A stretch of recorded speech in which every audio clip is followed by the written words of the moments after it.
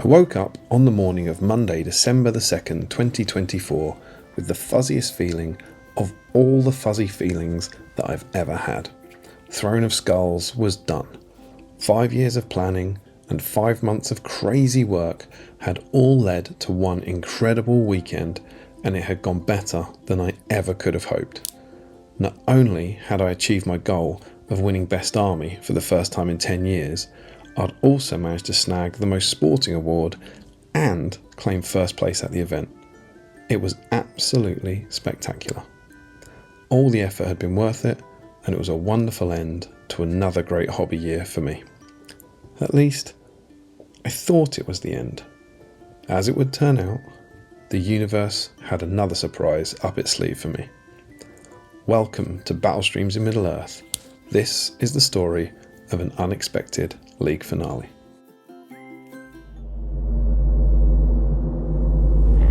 One ring to rule them all, one ring to fight them, one ring to break them all, and leave the darkness behind them.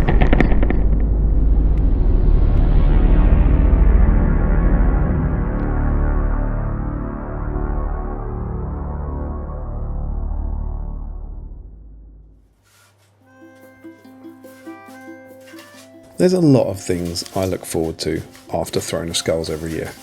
Not hobbying till 3 AM in the morning, a decent night's sleep, warmth. But one thing I really enjoy that may seem a little odd is tidying everything up. Before we left for the event on Friday night, I'd basically just shoved everything into our garden room to give my family a relatively tidy house for the weekend. And so, after returning from the event, I headed down to the garden room to sort everything out.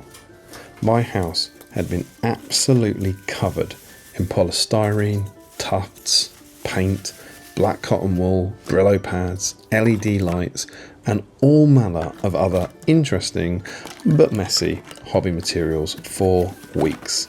And returning to some sense of normality, whilst a little sad, can feel very rewarding. I always find that there's something incredibly satisfying about putting all of the hobby materials away after a big hobby push like this, reflecting on what worked and what didn't work in the project, and investigating what you've used and what you've got left for other projects in the future. As well as the usual polystyrene and foam offcuts, I'd end up with a couple of spare picture frames for future display board bases, a bunch of spare LED light chains, one of the button battery firework lights from Small Scale Lights, and even some of Lily's bunting. Oh, and remember that orange noodle light thing that I'd been really excited about at the start of the project? Yeah, that didn't work.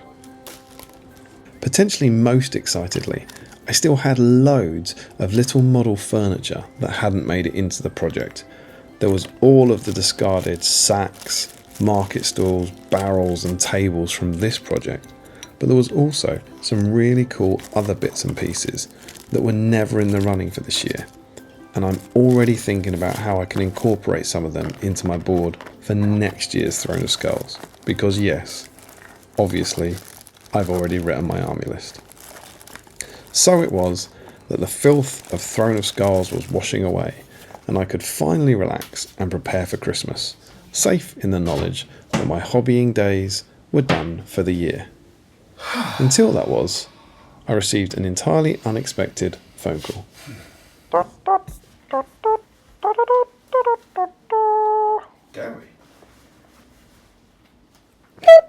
Dowie Evans, lead coordinator of the GBHL. How you doing, mate? Not too bad at all, thank you. That's one of the oddest greetings anyone's ever given me. Not a problem, sir. What can I do for you, my friend? Well, I have a slightly unusual request. The GBHL committee would like to invite you to the GBHL League finale. Oh, Dowie, I'd love to, mate, but the time is just impossible. I've just finished a really big project and there's just no way I could commit to another weekend away and 2 weeks later at such short notice. Well, no, we wouldn't expect you to. That's why we invited you back in October. You're just recreating this now to improve the narrative of your Hobbit vlog. Oh yeah, of course. My bad. Sorry. Sure. I'm in. Great, but they think you're too trendy. They also want Tom Harrison. Tom? Ha! He's on honeymoon in New Zealand. You'll never get him out of Matter. And why not? Why not? Because Tom's like me. He's a digger. Qué lindo eres. Okay. Anyway, can you come? Sure, yeah, why not? Sounds fun. Why are you inviting us though? Oh, I can't say that. Super secret. Anyway, I gotta go. Good to see you, mate. Yeah, you too, mate. Wait a minute. See me? What do you mean, see me? I thought we were on the phone. Are you on a Zoom call? Again, not a real phone call. You've just recreated it for your Hobbit vlog, remember? Ah, yeah. Sorry, dude. I forgot again. No worries. See you in a couple of weeks. Bye. See you later. Interesting.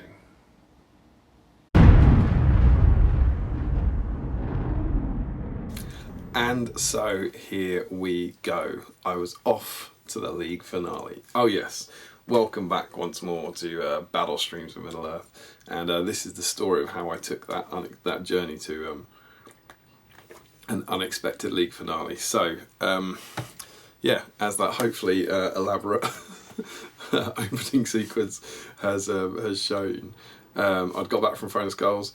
And rather than relaxing for Christmas as I normally do, I was off to the league finale. Now, a bit of context for you. It is a long time after the league finale, like months and months and months. So I am now going to tell you what happened at the league finale through the medium of very bad memories. This might be the longest gap between tournament and tournament review I've ever recorded, I think. But I'm getting there. I'm catching up on hobby vlogs, and we're getting there. So, yeah, a bit of context. Whilst that opening bit has been massaged for narrative delight, it's effectively true. Dewi rang me in, I think it was in October, and invited me in Tom's league finale. Now, normally, we don't go to the league finale, and the reason for that is because, as you've just seen in my hobby vlogs, to an extreme degree, I normally spend the last third of the year, this time it was the last half of the year, preparing for Throne of Skulls, which is like the first weekend in December. And so it takes up all my time, all my energy. And then if I'm brutally honest, when I get back, I need some family time and I want to spend more time with the family, and I don't think about the hobby. So as cool as the league finale is, as much as I adore Christmas and the Christmas theming they put into it, it just isn't on the cards for me these days anymore. Throne of Skulls is my kind of festive event, and then and I don't have I can't really justify another weekend away. But Dewi invited me, and I was like, well, this is very strange. I don't really know what's going on here. And so I went and said to Emma, I was like, look, I've been invited to the league finale. Is that all right? And she was like, why? And I was like, I don't really know. And she was like, okay, well, you know, it sounds cool, and yeah, sure, go to it. So I think it was 2 weeks after Throne of Skulls, I found myself going to another tournament, a bonus tournament, which is cool. So of course the first thing you had to figure out is what the hell I was going to take. And let's be honest, there was only ever one option. I had spent, since July, I think I'd started painting the Hobbits in July again, and I spent the whole last half of the year painting Hobbits. And I had been to 2 events with them. I'd been to Ardacon, where I won the fabled wooden spoon. It's a metal spoon actually, but check that bad boy out. Manchester Souvenir spoon, it's a thing of beauty. My first ever wooden spoon. And then I've been to Throne of Skulls and got the gold. Hey everyone. And so I've been to 2 events with them and been at like dizzying highs and terrifying lows. And I was kind of like, well, that'd be a fun decider, wouldn't it? I could take them to another event and see, you know, I've gone bottom on one and top of the other. Let's see where they fall. And it was 650 points. And obviously, I can't stress how little I cared about this. I kind of thought this entire event was just like a free swing and a chance to have a laugh. It was a GBHL 100 points, so incredibly competitive. But I was just like, I couldn't not care less about this event, so what would be fun to use? And because I was so invested in this theme and the work I'd done, I was like, well, I'll take my Hobbits again. We'll take Hobbits.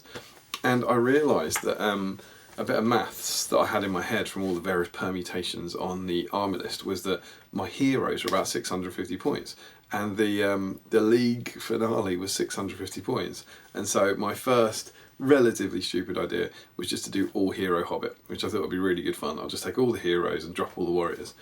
And then I realised what I really wanted to do was take all my conversions. So I'd done all these militia conversions for the party, and I wanted to take them and use them at an event. And so what instead I came up with as the theme was an unexpected after party.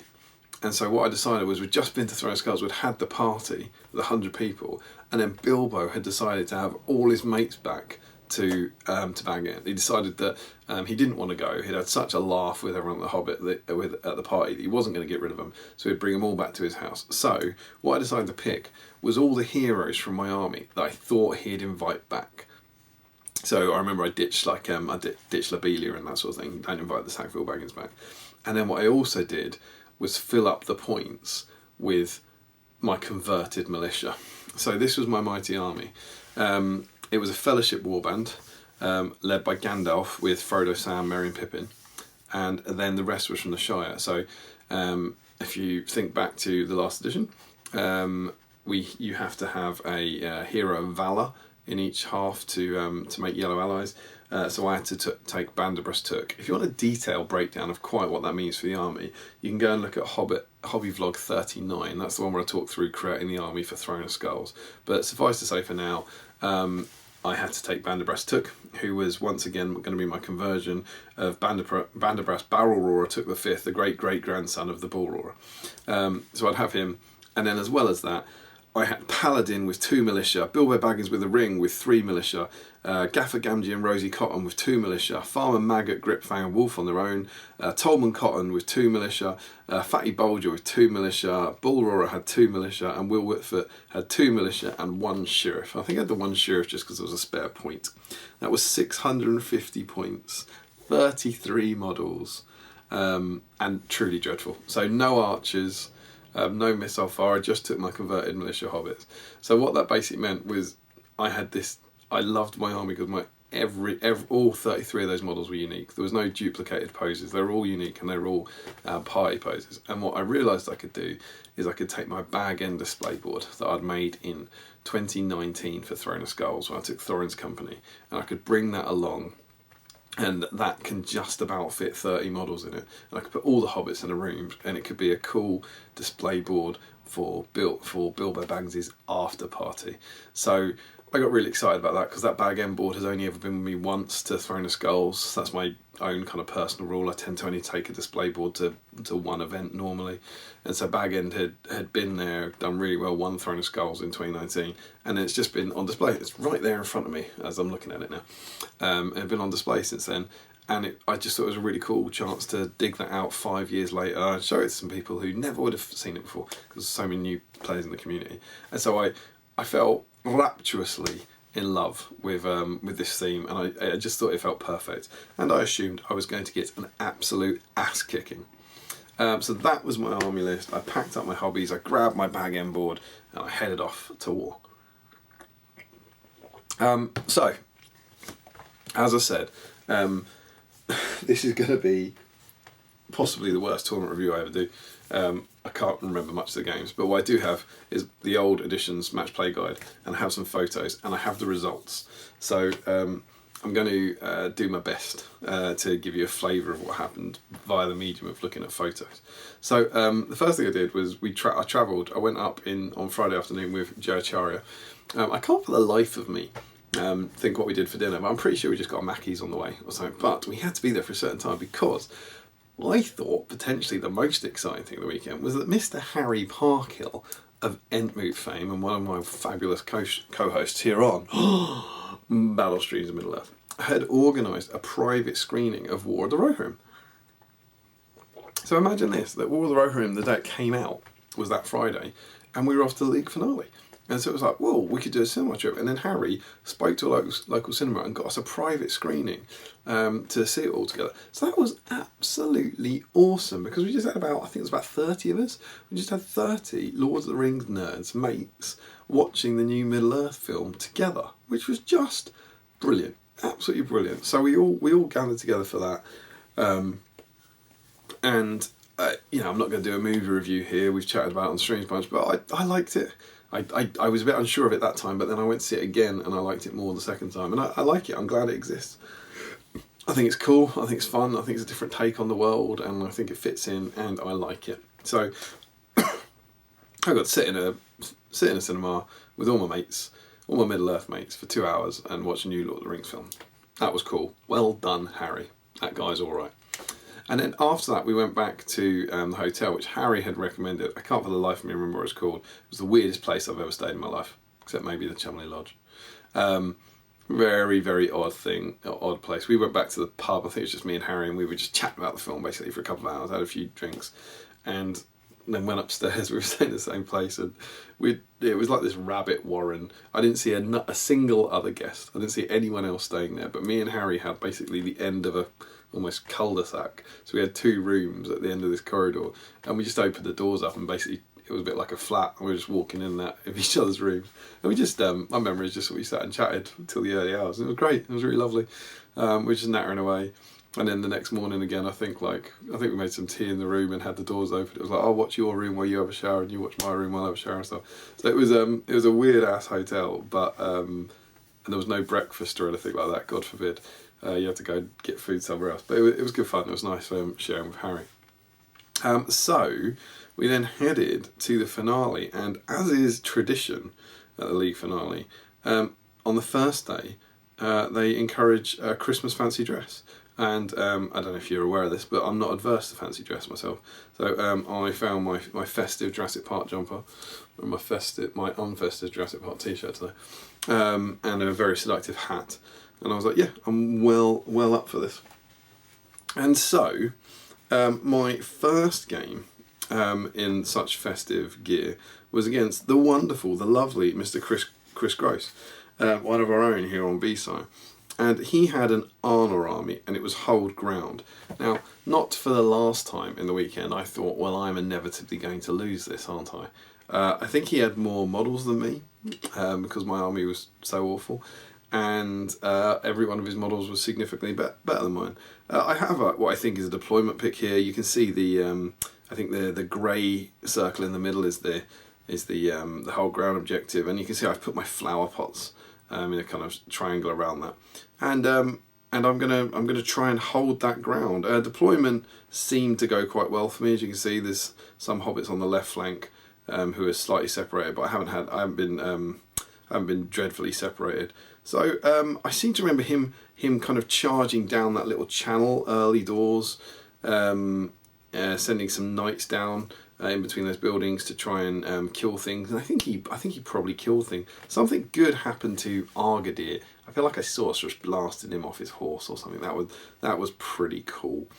And then I think we charged in, and I don't know if it was just my silly little legs or some heroic marches, but as you can see, when the lines meet, Chris is significantly over the objective, and I'm away from the objective. So now he's got his army that has more models and is better than mine in the middle, and I had my army which has less models than his and is worse than his outside the middle, and that's no good at all, really.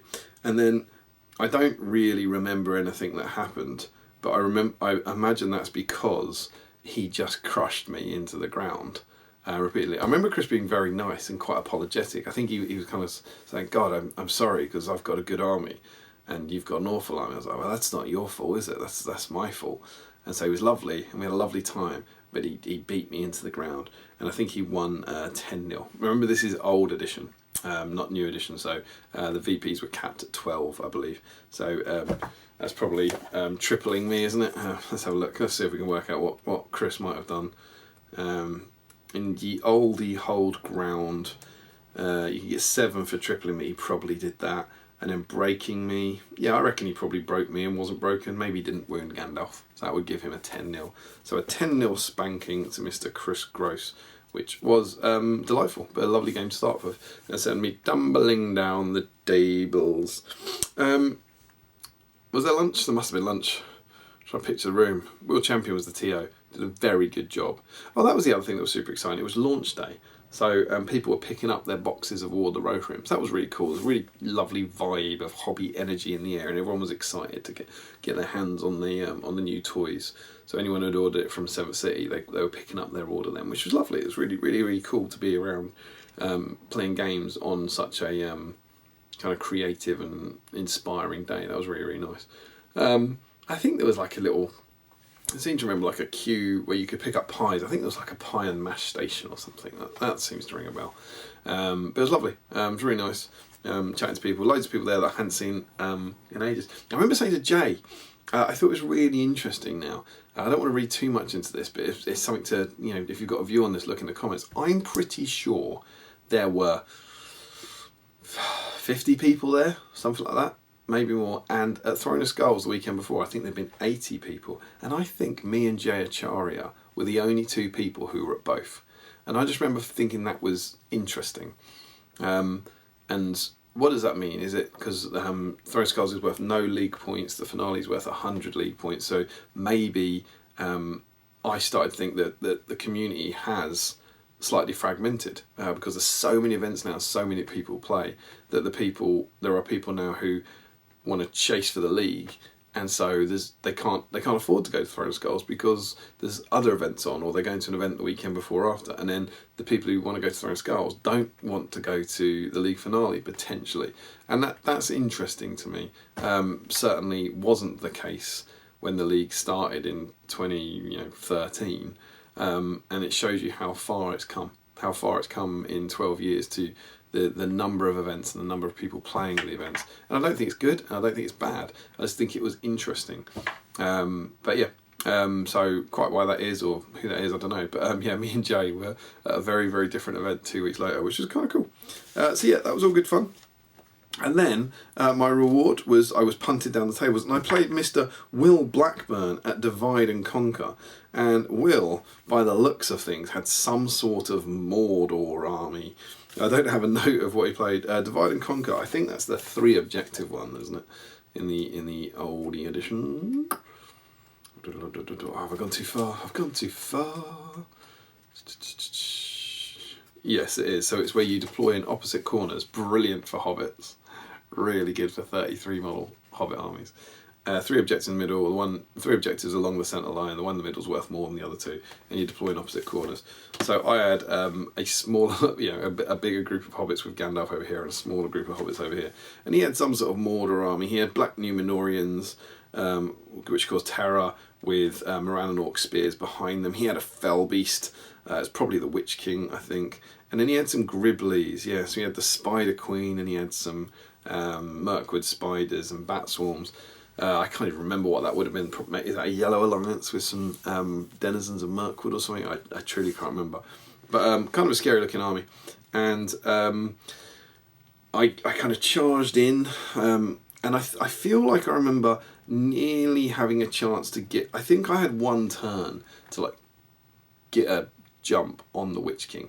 I feel like the way people move in, and then you win priority. And I feel like there was one turn where I could have got him. If the roll off goes your way, I'm going to charge the Witch King. I'm going to kill him, and then I lost the roll off. That's my memory of it. That I know you can see in this picture that Gandalf is very, very close to the Witch King, and I was thinking, and it was like this is my chance to get him basically.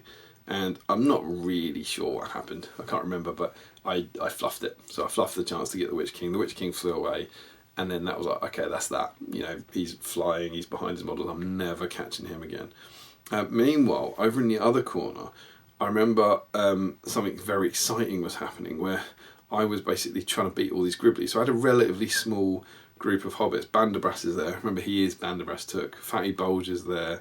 And Paladin Took, I think. and Farmer Maggot. So some relatively good fighters there, two attack guys. And I seem to remember that kind of against the odds, they did alright against all the Gribblies. We had a Bat Swarm, a Spider Queen, 2 Mercury Spiders, and I think I won. I think I kind of killed them and sort of largely chopped through them. Is kind of my memory of it. Maybe at the cost of quite a few of the Hobbits, but I seem to remember like doing surprisingly well against the monsters. But inevitably then, terrible things happened, and I'm just zooming in, and the Witch King's gone, which is interesting, isn't he? So I'm just looking through this picture now, and you know, I say I'm looking through this picture. Hopefully, I'll put the picture up, and it's scanning over it. I think maybe I did kill the Witch King. Maybe I was able to get enough stuff. I don't know. Maybe he sent the Witch King away to hide somewhere. I'm just trying to look for a flying stand or something. I can't see him. Did I kill him? Maybe I killed him. I can't see him. I think I killed him. Yeah, maybe. But I got no victory points. Can you kill the Witch King and divide and conquer and not get any victory points?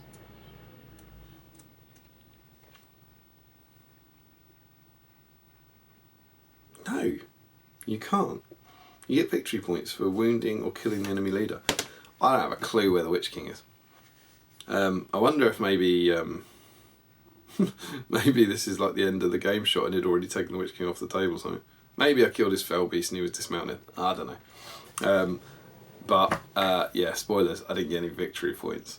Will ended up winning 9-0 on that one, which if we go and have a look at that, a 9-0 on that is probably, or more in the centre is 5. I think he's got all 3 objectives. He's probably got all 3 objectives. That's 5, 7, 9. So I actually did alright in the scrap, but his model was just able to keep me off the objectives, I think. But yeah, it was great fun. Will was lovely. Another really enjoyable game. And but again, another thumping, and again, no victory points. So my third game then was against Sam Barker, who I had played at that point. I played him once at the Throne of Skulls the year before, I think with Rides of Aemma. So really nice guy. So I was happy to play him again. And this one was a Breakthrough, and I'm pretty sure Breakthrough's the one with the 4 objectives, isn't it? Yeah, so that's the one where you've got the objective in your home area and 2 objectives on the side, and the enemy's home objective is worth more, so you've got to try and get across the table with Hobbits. And Sam was using, I can't actually remember what the list would have been, but it was kind of like an elf. I think he had some Hobbits, and he had some elves, and then he had some heroes. So I think he's got Merry, Captain of the Shire, leading the Hobbits. He had a Lothlorien warband. And I feel like he also might have had Theodred. Yeah, he had Theodred on horse. And I think he had another mean guy on a horse. I want to say like Boromir of Gondor, possibly. So it was a real kind of like I'm pretty sure it was a Yellow Alliance, but a real kind of like I don't know, like a meta pick at that point, or a kind of soup list where I'm going to take a bit of this and take a bit of this and put it together and try and think, okay, well, here are my archers from the Hobbits with 5 supports or something, and 2 big punchy heroes. And it did kind of work, because I'm pretty sure, did he have Galadriel maybe? I wonder if Galadriel, yeah, he had Galadriel. So Galadriel was his leader, which meant he had Boromir and Theodred on horse to sort of charge in and just chuck in like kind of hand grenades. And I obviously had to deal with them, but me dealing with them doesn't really do anything. So yeah, I feel like I did my best in that. I can't honestly remember if I was in it. I'm looking at where the objectives are. He had a whole bunch of guys at the back kind of protecting one of the side objectives, and so even though I sent some dogs around to try and grab it, but that didn't work. And I tried to kill Theodred and Boromir, and that didn't really work. I think I might have killed Theodred, but not Boromir. Boromir survived. Maybe I killed Theodred. And then basically he was able to just move over the objectives and so be fighting me on my side of them. So again, was holding them. And again, had a very nice, enjoyable game, but finished in a devastating 8-0 loss to me. So that looks like war. He gets the centre one. I didn't get mine, so it's not a centre one, is it? So So maybe he held the 2 side ones. That's 2, 4. Probably broke me 6. Sorry, killed my. Probably didn't do that. He was probably holding his own, wasn't he? So that's 1, 2, 3, 4, 6. I don't know. Don't know how he did it. Maybe claimed mine as well. Who knows? He got lots of victory points. He ended up winning an 8-0 win. I think actually that's mine, isn't it? There's that present there next to the Glathan Warrior near Farmer Maggot. That's my objective. So I think he probably claimed that. So I think he had like all 3 objectives and his home one, and he probably broke me. But it was an 8-0 loss. 3 losses on the bounce. I'm very sad. And that, I believe, takes me to the bottom table, which is great. So after 3 games, not a surprise necessarily, but I was on the bottom table, and who should I find across the table from me but Mr. Chris Murfitt? Oh yes, another one of my wonderful co-hosts here, and a very good player and a B-sider. And I was really excited. I was like, cool, this is the last game of day 1. It's one of my mates, we're going to have a great game. And I was like, and I said to him something like, oh cool, did you bring a fun army because you didn't care either? And he said no. He said that he had brought an army to try and win the tournament with. I don't think I'm doing him a disservice there. I think he was like, no, it's a competitive army. I wanted to win, and I've lost all 3 of my games. And I was like, wonderful. So my reward for losing 3 games on the bounce was to play an incredibly good player with an incredibly good army. But Chris, of course, being Chris, is just one of the loveliest guys in the hobby. And we then had an absolute blast. So we played Lords of Battle. Hobbits famously good at killing stuff, right? And Chris's army was, he had Lake Town and some dudes. I think I've only got one picture of the entire game for this one, but it's a Lake Town horde, and he's got Alfred, he's got Bomber, he's got Bard, he's got the Master, he's got Bilbo. You put the ring on, could do some ring shenanigans. So yeah, that's all the heroes I can spot there in the battle line. And obviously we charged in because it's Lords of Battle. Like, what else are you going to do? We charged in, and Chris, my memory of this is that Chris just simply rinsed me. I think he just was like the revenge for his previous 3 games. He walked into my army and just crushed me. And I've got a note here that the kill count was 43-13. So that was a tripling. An utter spanking, but a delightful game. And so I'm pretty sure Chris tripled me, which gets you, did that get you 9 in the old edition? I guess you 7, and then I think he broke me and was unbroken, which is 10, because he won 10-0. Yeah, it was lovely. It was a great way to end. I didn't think there was anything I could do in the game, but we had a wonderful time, and I finished day 1 on 4 losses and 0 victory points. Confirming my belief that this was the worst Hobbit army I'd used yet. The Ardacon army, where I got the Windspoon, was definitely down-tuned because I filled it with heroes because I wanted to see how it would do. The Throne of Skulls army was rubbish, but better. And this one was the worst of all 3, and that's what I thought going into it. And I was on day 1, I was proved quite right. It was rubbish. So that was the way day 1 ended, and then we stayed in the same place. We stayed in the same hall. There was beers.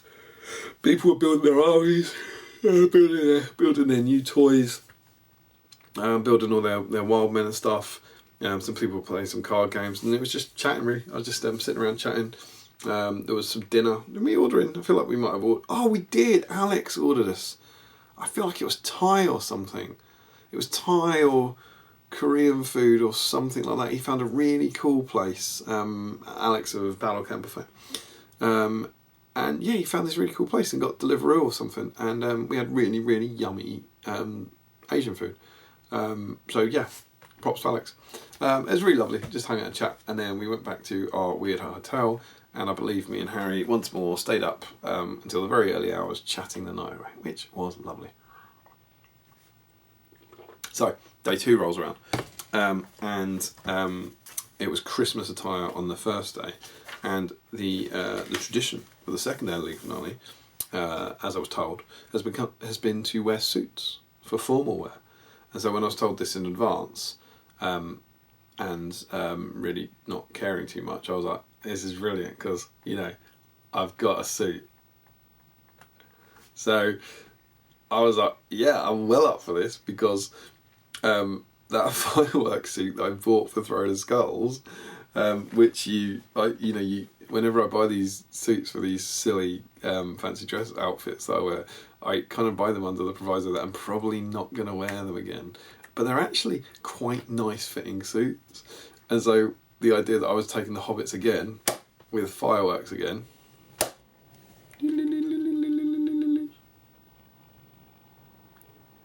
I was like, I can wear my suit. I was like, that's cool. And the fireworks suit's kind of celebratory, isn't it? Elite finale. It's got some New Year's Eve vibes, it's got some kind of Christmassy celebration vibes. So I was like, wicked. I'll wear that. Unfortunately, very few of the miserable people got the memo, and there were very few suits.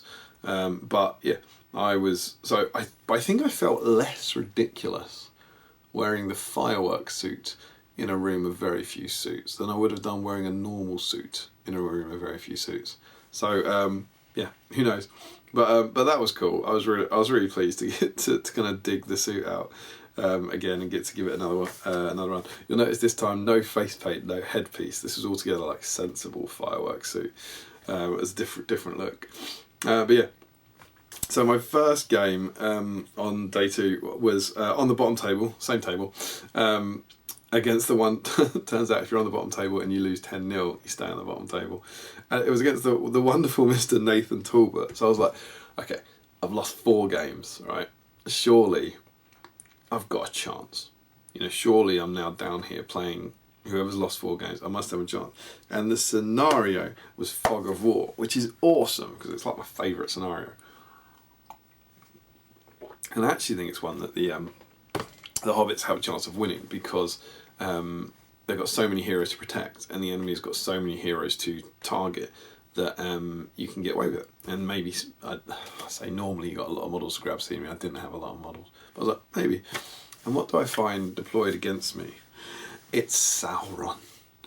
And my memory of this is, let me just do a quick fast, 5, 9, 12, 15, 18. Yeah, I think the reason this is particularly enjoyable is that I think Nathan just had Sauron. I think he had Sauron and 24 warriors. I'm looking at this, he's got some like Morgul Knights, he's got some Black Númenóreans, he's got some Orcs, but I don't think there was any other heroes, which means I have to kill Sauron and he's protecting Sauron. I had 3 models in my army that could heroic strike. One of them was Gandalf, my leader. One of them was Bandabras, who could strike from fight 3. This is old school heroic strike, so he could go up d6. And one was Sam Gamgee, who could strike from fight 3. So I was like, right, I've got to kill Sauron, and he's protected Sauron. This is impossible. And I was looking through, and I found, for some reason, this picture of Fatty Bulger with a 3 on his card, and I was staring at this going, I've got no idea what this means. And I found, oh god, I've lost. I had this preloaded, and in the time I've been recording this video, it has refreshed. So I'm going to have to scroll back here. But I found this answer in my message thread with the wonderful Mr. Jayacharya, and I think just before it, I think we must have seen the draw. And so I was laughing hysterically with Jay about how it was impossible to win, basically. And I think he said something like, it's not impossible to win, just kill Sauron. But of course. I got this message that in the first turn, Nathan chill-souled Fatty Bulger and killed him. that was the model I was protecting. I'd chosen Fatty Bulger. The reason for that being I could leave him like at the back. He was going to be my least useful model, so I'd leave him at the back. And I think it was something like, it's really important that you keep, the only way I could win is if I kept the model I was protecting alive or something. And so he chill sold him, which pretty much confirmed to me that that was the model he was targeting as well. So I got the feeling we just had a fairly important 6 VP swing. And I said, I can read you some of this. I said to Jay, that was part of the plan, right? Right? And he said, this is just reckless behaviour. Why did you let him? Resistant to magic, you know. And he said, there's still hope, a fool's hope, but hope nonetheless. And then I believe we'll see the next photo. I think these guys are dead. So I think these little piles here, I think maybe my shooting was really, really good. Really, really effective.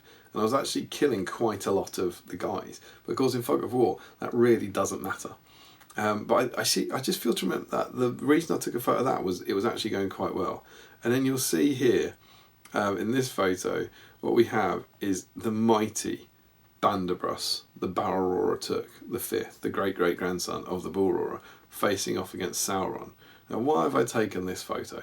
It's because, in the words of past Damian to Jayacharya, in capitals, Banderbruss took, wounded, beep, Sauron. And Jay says, hope is kindled, what a hero. And this is what happened. I knocked Sauron prone with a sorcerer's blast. I jumped on him with Sam and Banderbruss. Sauron then rolls a 4 high. Banderbruss then, so I win. Banderbruss needed 6 by 6s to wound him. I got 2 5s on his 4 dice, 2 attacks trapped. And so I blew both might to turn them both into 6s, which is he needs 6s by 6s. So then with the fight he then needs 5s.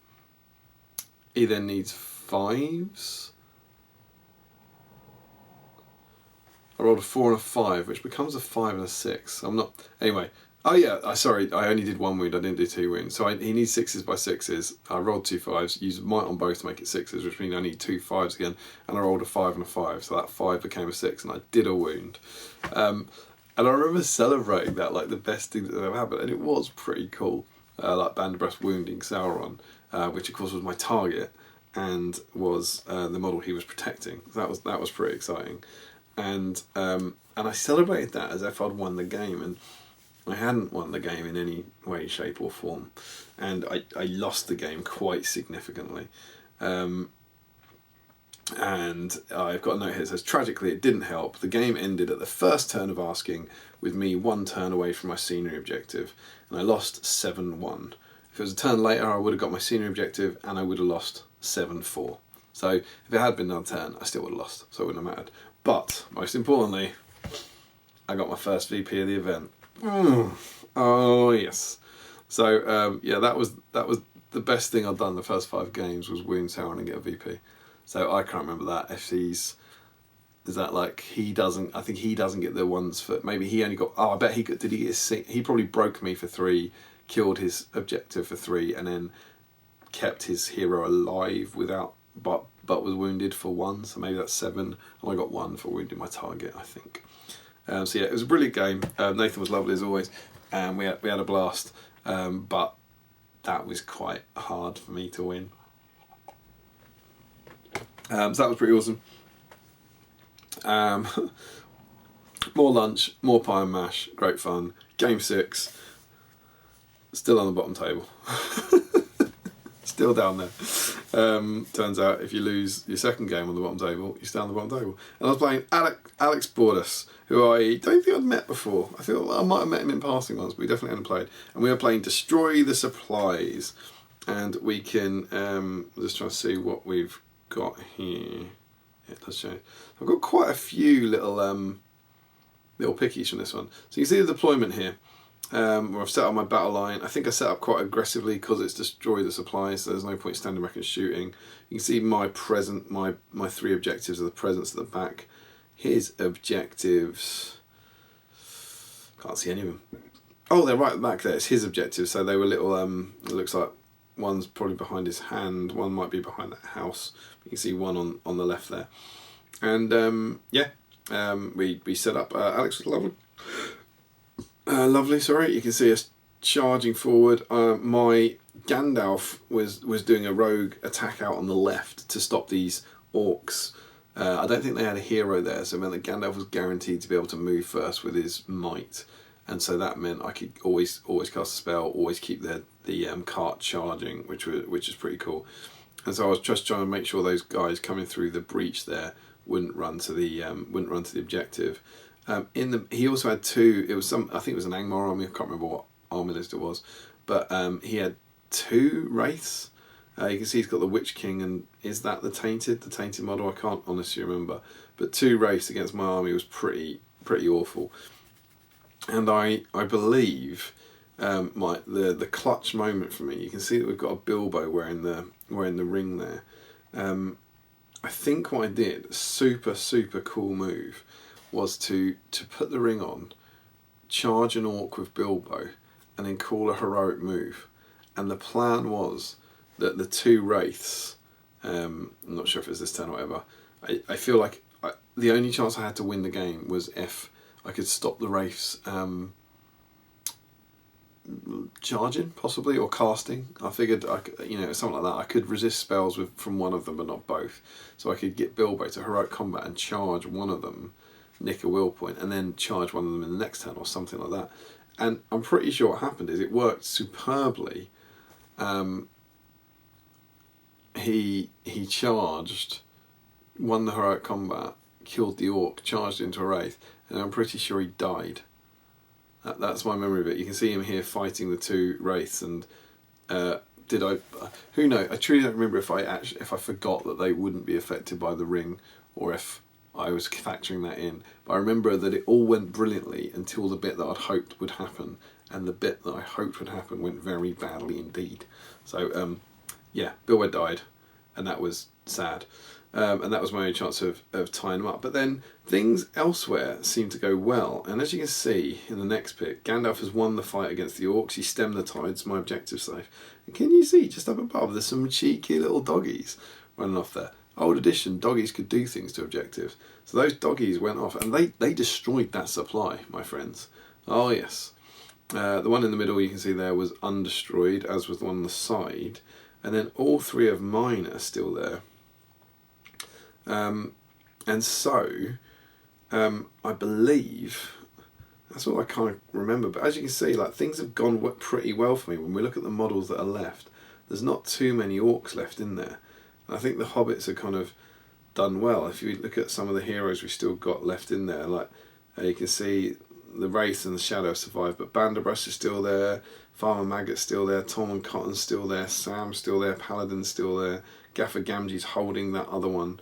That's me. You can see that I've spaced my way all around that supply so that no model could touch it, and yeah, the Hobbits just done the business. The Wraiths on foot, once we did close, they're not the threat that Wraiths on horse or Wraiths on Felbeast are, and I could charge them and tag them and that sort of stuff.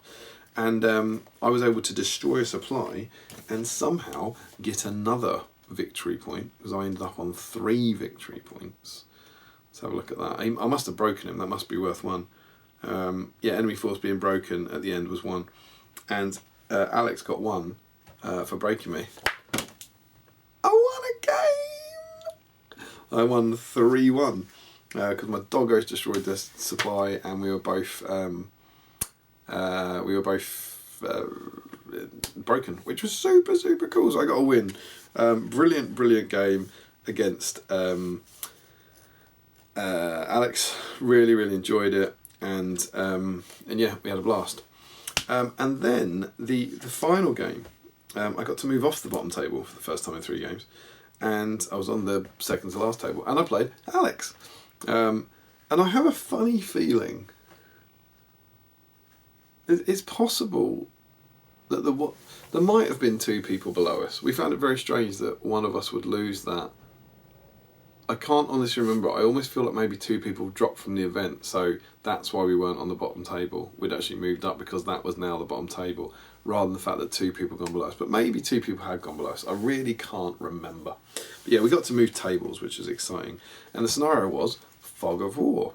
And the reason for that was that I can't remember how Will did this, but I think you got to vote for your favourite scenario of the 6 pools. I think that's how they got picked, and then the most popular of all of those would be the 7th game. So you were always going to replay one of them, and it would be whichever one was most popular or something like that.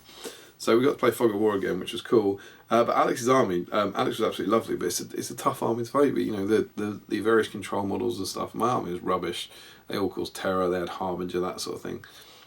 So we're on a different table playing Fog of War, and I can't remember this.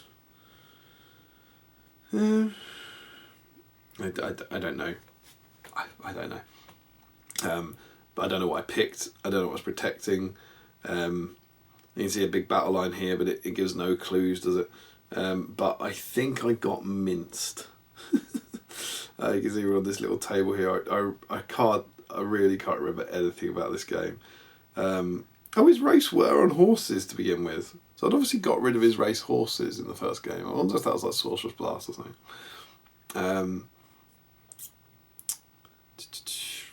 Yeah, so there's a big battle line. I think I'm probably trying to get into that ruined building at the side. Who knows? What have we got here? We've got the Tainted fighting against Bandabras near the Witch King. That probably didn't go well. That's me desperately trying to kill a Wraith. And as we move to like the last... Oh my god, I got slaughtered, didn't I? As we move to the last picture, you can see that there are very few Hobbits left. I make that Frodo, Fatty Bolger, and Gandalf. And a load of Alex's models. I couldn't tell you anything about that.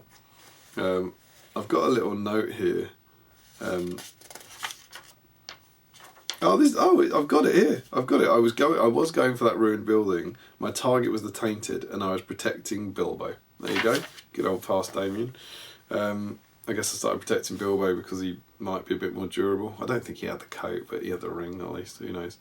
And isn't he run? Oh, he runs away, doesn't he? Yeah, he runs away. I remember that. I can't remember quite why, but that you can see that suddenly came flooding back.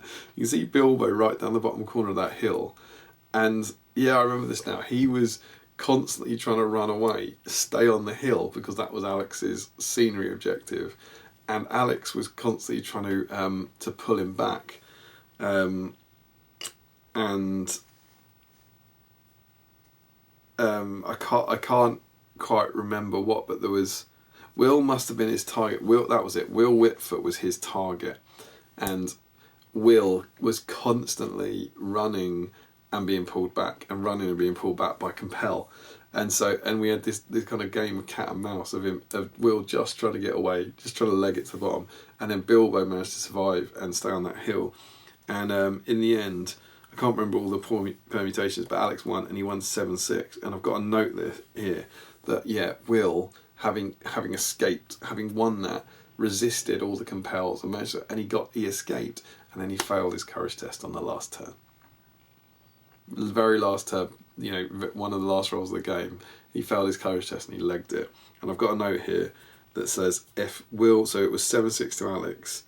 If Will doesn't run in the last turn, I win 6-4. So that must mean he was his target because he flees and he gets 3 VPs. So he goes from, I've got 6 and he goes from 4 to 7. So wins 7-6 instead of losing 6-4. And then I've also got, if dog passes 2 courage tests. Oh yeah. There was then a dog there was a dog in range of my scenery objective. I guess I was broken, but Farmer Maggot was alive maybe. So he was like courage 5, I think. And I've got written down that if the dog passes 2 courage tests, I win 9-4 because I then hop a dog on and the dog fails his courage test. So there were 2, the dog one maybe not as guaranteed to happen, but like Will in courage 4 or whatever what he was, he's desperately trying to keep out of 12-inch range of the Harbinger of Evil as well, I remember. But I remember that being a massive deciding role at the end of that game. But Will ran, turning a 6-4 win to me into a 7-6 loss. And I lost again. So, 6 losses, 1 win, and I managed to score 8 victory points across the event. I would say pretty good. So yeah, that was it. Honestly, it was brilliant. There is my my take on this stuff these days is that I truly don't care about winning. I can't stress that enough. Even when I'm competing, I try and win the game, but I don't care. When I lose, it doesn't bother me, and you can't fake that. You can pretend that it doesn't bother you, but if it does bother you, it does. And different people are at different points with their gaming career, and they care more or they care less. And there's nothing wrong with caring about winning. People, if you're going to try to win a tournament, you're going to be annoyed when you lose. But I've got to this point where I genuinely don't care, and it's wonderful. It's just joyous. Now, I obviously that's this on like squared or times 10 because I've deliberately taken an awful army. So it would be ludicrous to get annoyed if you lost. But it's such a wonderful thing, genuinely, to be able to like lose 6 games out of 7 and just not care and just have a blast and enjoy it. And it was wonderful, and I loved all the games, and I loved using my little hobbits, and desperately trying to get the tiny, wounding Sauron was like winning a game to me. It was absolutely awesome, and I had a blast. So thank you to all 6 of my opponents, because I got to play Alex twice. It was super good fun. It was really, really well run by Will, and it was just a lot of fun. So the results. Obviously, I knew I was in contention for the spoon, but based on results around us, maybe not. But they announced the winners, and oh yeah, the wooden spoon! Check this out. GHL League Finale wooden spoon winner. Check out this bad boy. This is like glass. This thing's nice. This is really cool. Got a cheeky little 2024 up there. Double glass. Oh, this is a great trophy. Right. I was bottom. So 3 events, 2 wooden spoons, 1 win. That's exciting. But yeah, I really like this trophy. I think it's great. Not to take anything away from the wonder of my spoon, but this was actually really quite pretty. So thank you to the league committee, because I think they sorted out the prizes for the league finale. I think, and sorry if I'm doing him as a service here, I think Will was organising the event, but the prizes were done by the committee. I think, I don't know. But yeah, this was great. So I was bottom again, which genuinely just made me really happy. It was super cool. It was super fun. But that was not all, because my cherubs, let's not forget, why was I there? Because Dowie had invited myself and Tom to the finale for super secret reasons. And once the results of the tournament were announced, they then moved on to the league results. So who would win the league and what team won the league and all that sort of thing. And the committee also has another prize that they give. They started giving this last year. And it is the, what's it called? Spoilers, I want to. It is the Hero of Middle-earth for outstanding contribution to the GBHL, and me and Tom won it. So this is mega. Lovely glass block. I like this. This one is in the lounge. This one stays in the lounge. It's quite nice.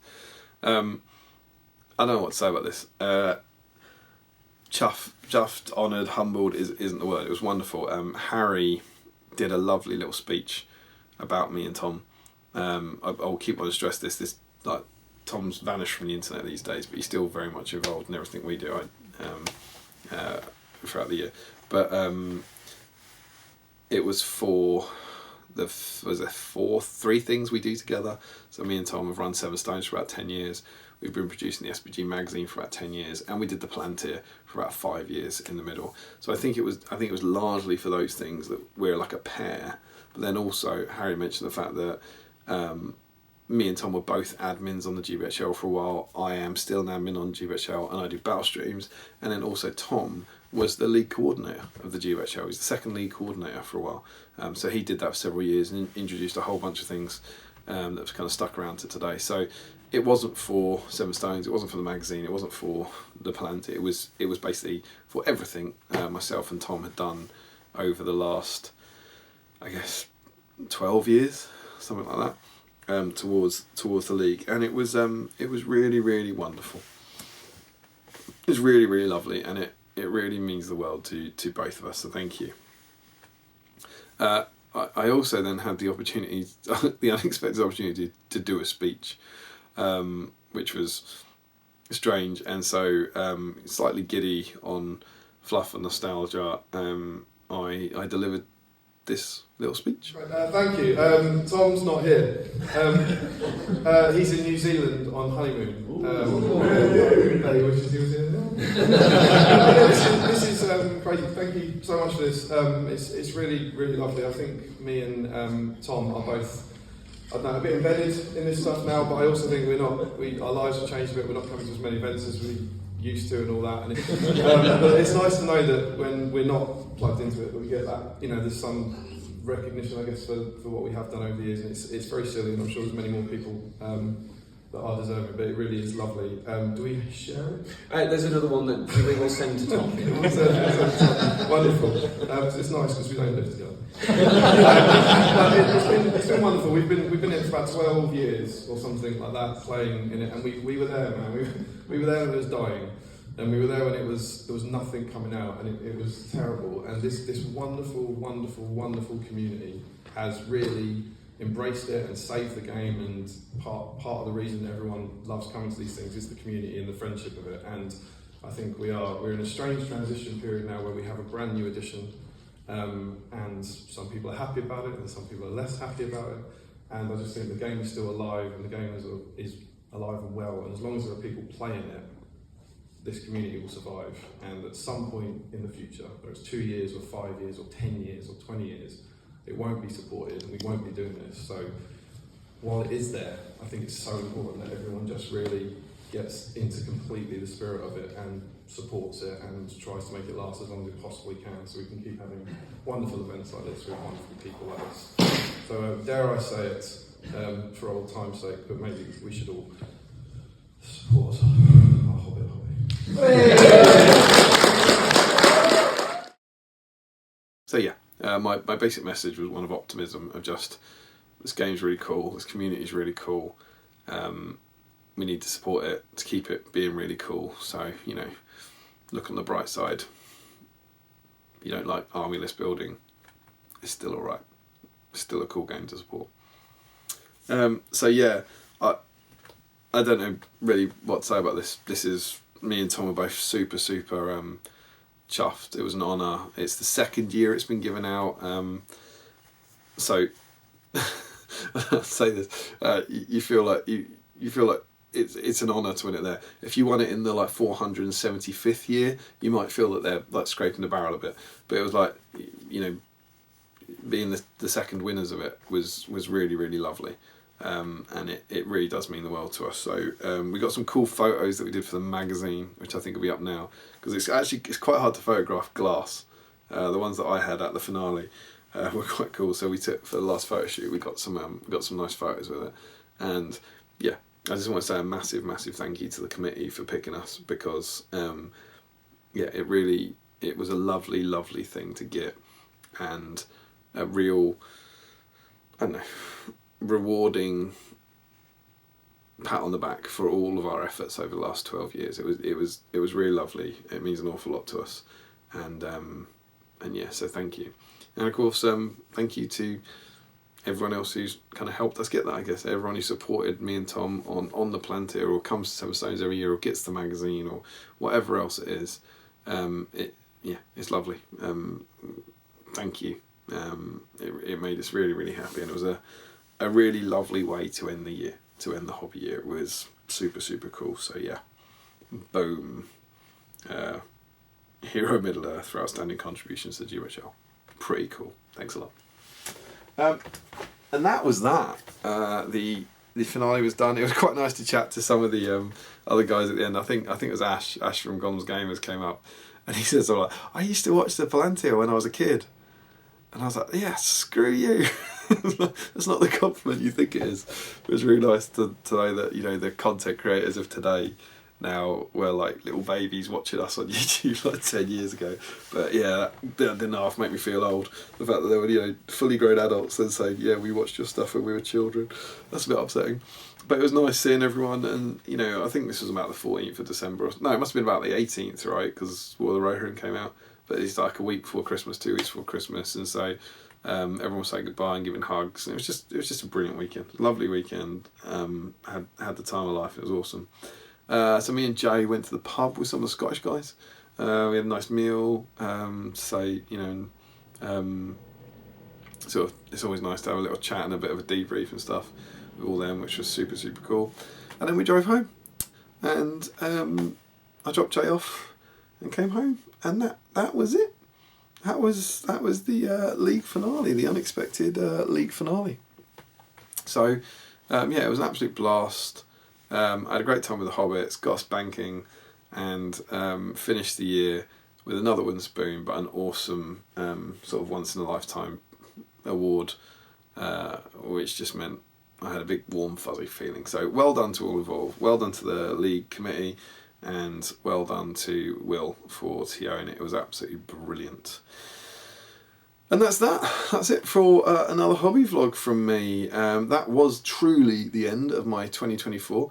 So the next vlog we're going to be doing is going to be my summation of the year. How did I get on with my numbers, with my painting for the year? How did I get on with the goals that I set for myself? And what am I going to be doing looking forward to 2025? That's going to be the next vlog coming up, hopefully before too long. I hope you've enjoyed it. If you have enjoyed it, please leave a comment down below. It really does mean the world to me, and I do reply to all of them. So chuck it in and let us know what you think. And let us know what you enjoyed or what you didn't enjoy. And if you have enjoyed the content that we're doing here, please stick with us, because of course the whole point here on Battle Streams of Middle-earth